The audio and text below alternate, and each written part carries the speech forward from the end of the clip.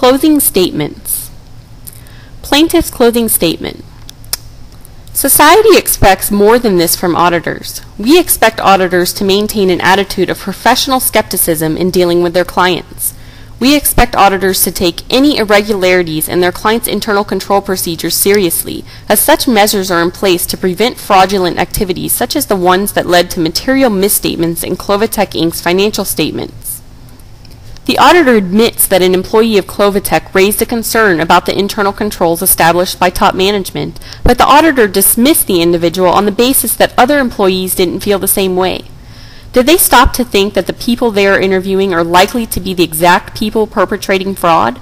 Of course, the auditor relied on professional judgment to make their decision, but how are we to know whether they made this judgment responsibly and not out of their own self-interest? Auditors are being paid to perform their services, and they have been known to downplay issues they find so that they are hired again for the next year. In conclusion, ABC CPA firm clearly did not live up to society's expectations and should be held accountable for their actions. Because of the auditor's negligent actions, the stockholders lost $100 million through their investment. Therefore, I urge you to find ABC CPA firm liable for negligent misrepresentation. I also urge you to require the auditors to compensate these stockholders for their losses and punish the auditors for not doing their job. Defendant closing statement. The plaintiff has told you that ABC CPA firm made some mistakes in its audit of the 2007 financial statements of Clovatec Inc., specifically in their evaluation of internal controls. It is now up to you to evaluate whether the actions taken by ABC CPA firm were actually negligent according to the laws and regulations established in the U.S. Is it negligent to follow commonly used judgmental procedures in determining the impact of internal control deficiencies? Is it negligent to follow reporting guidelines and only disclose internal control issues that are deemed by the auditor to be material? This is clearly not a case of negligent misrepresentation. Moreover, auditing standards require nothing more than these actions. The fact of the matter is that ABC CPA firm made a difficult decision when evaluating whether the deficiency in internal controls established by top management at Clovatec Inc. could create material errors in the financial statements.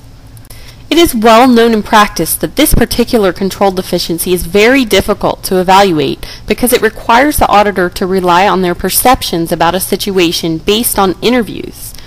If the auditor had the ability to collect additional evidence in this case that would allow them to rely less on individual perceptions, they certainly would have done so. However, this is not the case because evaluating the internal controls established by top management is very subjective, and the auditor was forced to make a decision based on their professional judgment about the situation. It is not the auditor's fault that they could not collect other types of evidence that would rely less on their professional judgment.